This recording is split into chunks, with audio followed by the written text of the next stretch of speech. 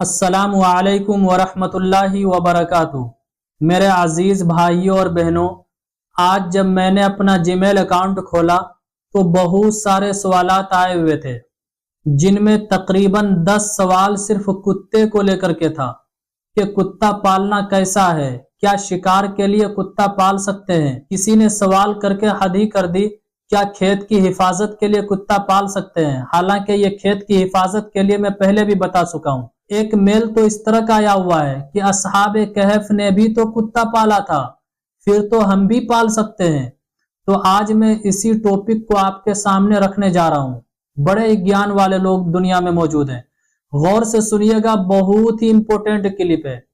ان مسائل کا پتہ ہونا ہمارے لیے بہت ہی ضروری ہے۔ جتنے بھی احباب اس طرح کے سوالات کیے، میں ان تمام کا شکریہ ادا کرتا ہوں کہ کم سے کم دین کے سیکھنے کا جذبہ تو اب بھی ہمارے جوانوں میں موجود ہے، اس لیے ضرور پوچھئے، لیکن سیکھنے کی غرض سے۔ کمپٹیشن نہیں ہونی چاہیے کہ ان سے بھی سیکھ رہے ہیں، ان سے بھی پوچھ لیتے ہیں، پھر دوسرے سے وہی چیز پوچھیں گے کہ فلاں مفتی صاحب تو یہ کہتے ہیں، پھر تیسرے سے پوچھیں گے کہ فلاں اور فلاں تو یہ کہتے ہیں، آپ اس طرح کی بات کہہ رہے ہیں۔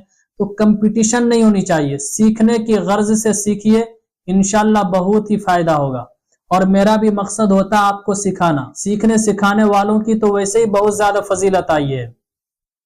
تو آئیے اس ٹاپک کو ایک حدیث سے شروع کرتے ہیں۔ نبی کریم صلی اللہ علیہ وسلم نے ارشاد فرمایا کہ نہیں داخل ہوتے ہیں رحمت کے فرشتے اس گھر میں جس گھر میں کتا یا تصویر ہو۔ صرف 3 طرح کے لوگوں کو کتا پالنے کی اجازت ہے، وہ کون کون ہے ابھی بتاؤں گا۔ احادیث میں کتا پالنے کی سخت ممانعت آئی ہے۔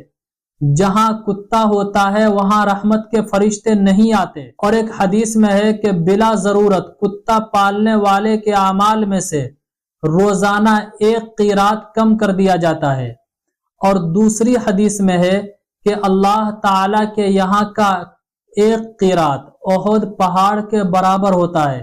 لہٰذا کتوں کو گھر میں رکھنا خیر و برکت سے محرومی کا سبب ہے، اس لیے کتوں کے پالنے سے بچنا بہت ضروری ہے۔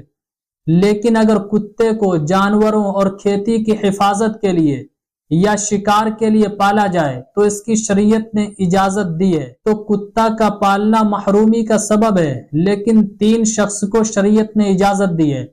نمبر 1، جانوروں کی حفاظت کے لیے اگر کوئی کتا پالتا ہے تو پال سکتا ہے، شریعت نے اجازت دی ہے۔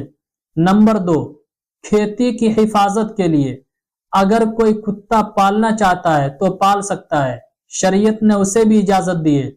نمبر 3، شکار کے لیے اگر کوئی کتا پالنا چاہتا ہے تو پال سکتا ہے، اس شخص کو بھی شریعت نے اجازت دی ہے۔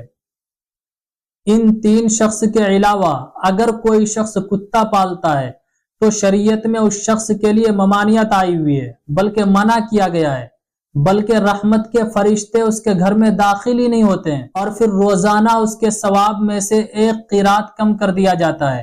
اور میں نے آپ کو بتایا کہ اللہ تعالیٰ کے یہاں قیرات احد کے پہاڑ کے برابر ہوتا ہے، اس لیے یاد رکھیے شوقیہ کتے کا پالنا جائز نہیں ہے، شکار اور حفاظت کے لیے پال سکتے ہیں، اس کی اجازت ہے۔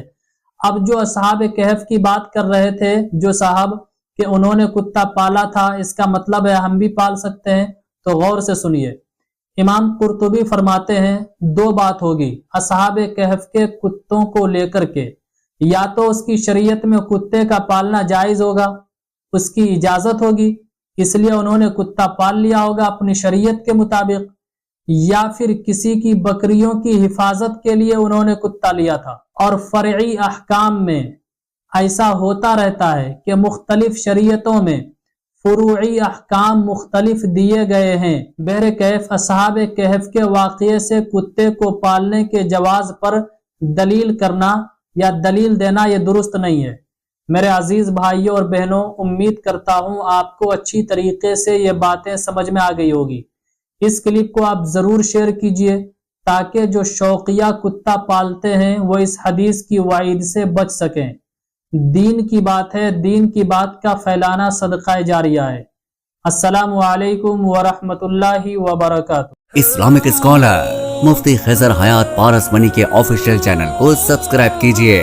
جہاں پر ملیں گے آپ کو مفتی صاحب کے بیانات، اسلامک ہسٹری، شرعی مسائل اور بھی بہت کچھ سیکھنے کو۔